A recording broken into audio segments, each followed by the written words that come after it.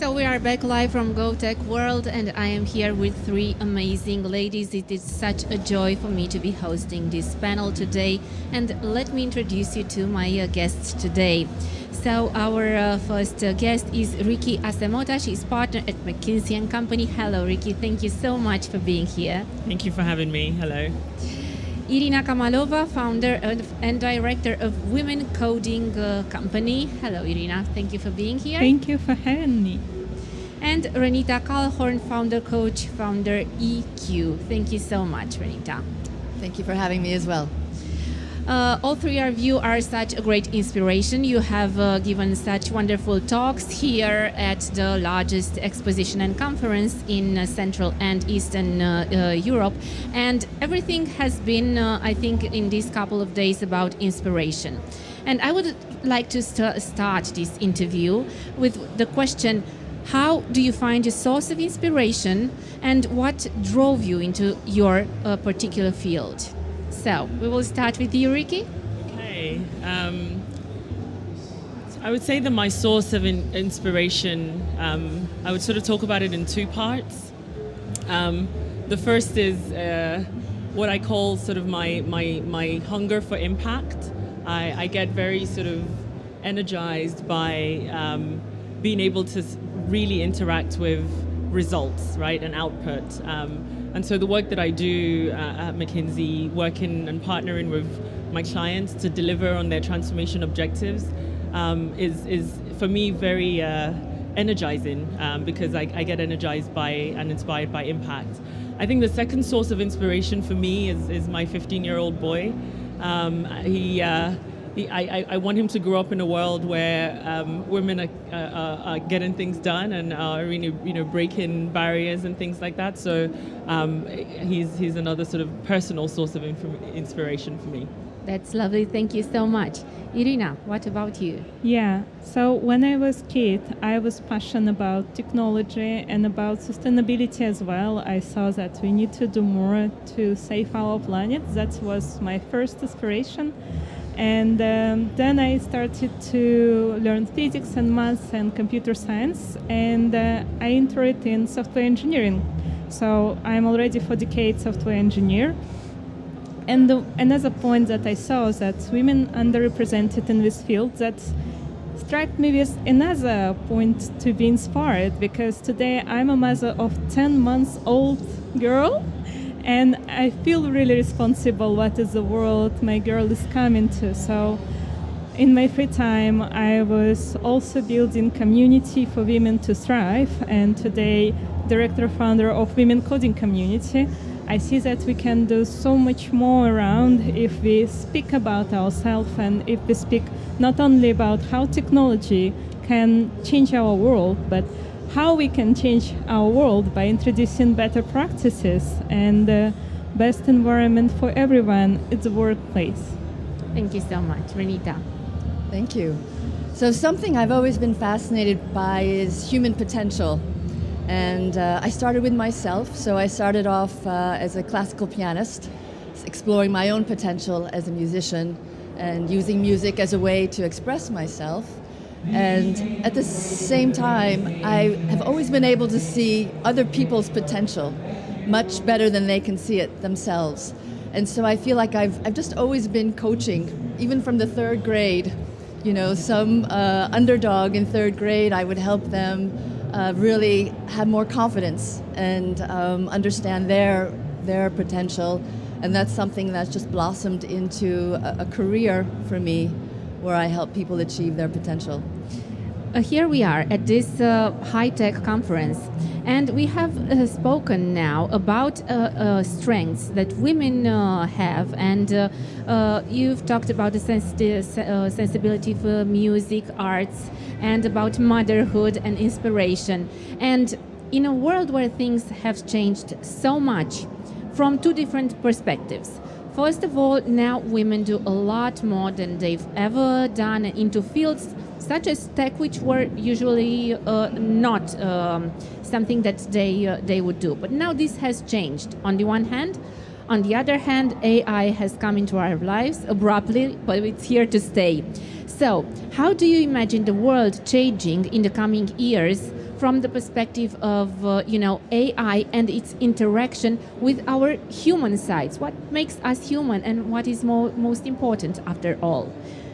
So, Ricky, please. Sure, I'm happy to kick it off. It's a very exciting time, isn't it? I think that people talk about AI sometimes from a place of fear, that it's here to sort of take away jobs and things like that. I actually see it quite differently. I see AI as, and I really love the phrase you use, Renita, as a tool that has the ability to unlock the human potential. I see the sort of future, and you asked the question about where I see things going. I see AI being able to take away the more mundane, routine tasks and things to do, and that just simply frees the human up for the things that AI can't do, and there are many things AI can't do. People talk about AI being great for innovation, and I challenge that and I say AI is great at executing on a human original sort of imagination, and I think that creativity is a skill set that I think as humans, as we evolve with AI, is something that we will be freed up to do more of, right? The problem solving, the creative thinking and things like that. So it's very exciting. I see it as elevating all of us. Thank you so much. Irina. Yeah, I want to say that to be really different from AI, and we are really different from AI, we also need to keep in mind in this very fast changing world that we have to have visions that lead us to the direction where we want to be, not what we want to do, but first of all, where we want to be.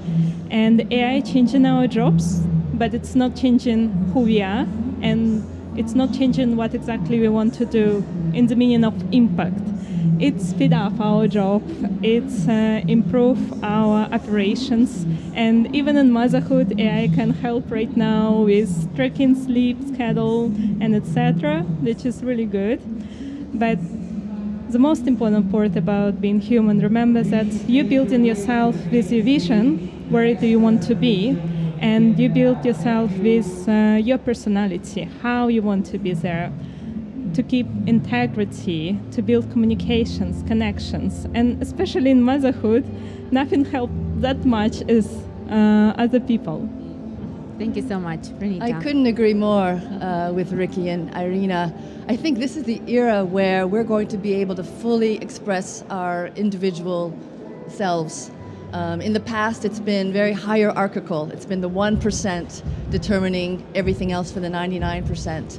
And I really think now we're in a time where 99% of people can be included and have an opportunity to explore and express their talents and not have to deal so much with the mundane. So I'm very excited about this time. Thank you. You are all three amazing leaders. You've built strong businesses and you've worked with some of the greatest leaders in the world, some of the biggest companies. And I would like to tap into the advice giving part of this interview because it's important for those watching us. Now, I know that there are a lot of companies that are talking about, transformation and digitalization, but they are so much struggling with the results. What would your advice be for these companies that just can't turn their good intentions into actual results? Ricky. Do you want me to start? This is a very relevant topic and one that I look at live right now with my clients. And you're absolutely right. There's a lot of good intention out there. In fact, McKinsey run a sort of annual survey on this, and in the 2025 survey, when we asked leaders, who has the intention, right, of investing in AI, and we found that more than 9 out of 10 leaders really have intentions to invest more in AI and do more with technology to really boost their business. But then when you ask them a different question, which is how many sort of at scale things have you actually been able to launch, right, with AI? And it's barely 1%. Not surprising, right? It's not even up to 1 in 10. I call it something. I coin it pilot purgatory. A lot of organizations pilot a ton of sort of AI ideas and interventions and projects, but they don't move past the pilot phase. And so my advice typically is, when you look at the reasons why they didn't move past the pilot phase, I say that there are three elements that are important. And when you look at the pilot purgatory cases, it's because one of those elements or one or two of them is missing. And the three, I call them, I say it's to your point, Irina, you need to have purpose. You know, what's the vision? Why am I doing this? And if that purpose is not linked to the people, right, in terms of how are people going to interact with this change that's coming? Am I going to need to upskill them? Am I going to need to reskill them because AI is going to take portions out of what they do today? You need to think about the people. And then the third leg then is the tech, right? But the tech is supposed to enable as opposed to be the thing that we are. And I think that that's the sort of kicker that I find a lot of clients that end up in pilot purgatory. It's because they've just focused on the tech. The tech is not necessarily linked to a vision or a purpose for the organization. And so therefore its people, its employees are not able to key into that, rationale for why they're doing it. So that's my advice. Thank you. Irina? Yeah, I think my advice to those companies will be start with small steps and try to optimize day-to-day operations that your employees do, instead of saying like, okay, I want my product to have AI at the end, please help me to do this. But there are so many more products that already have AI that could be introduced in company in day-to-day operations, like recording and summarizing meetings, using tools to actually search information, adding it to Slack, like so many integrations. And company, they don't do this. They want to improve their product with AI instead of, first of all, looking like, okay, how we can improve just what we are doing right now, day to day. And they could achieve much more by freeing a lot of time by reducing these operations and get ideas from their employees. That will be my advice. I would add that AI is an amplifier.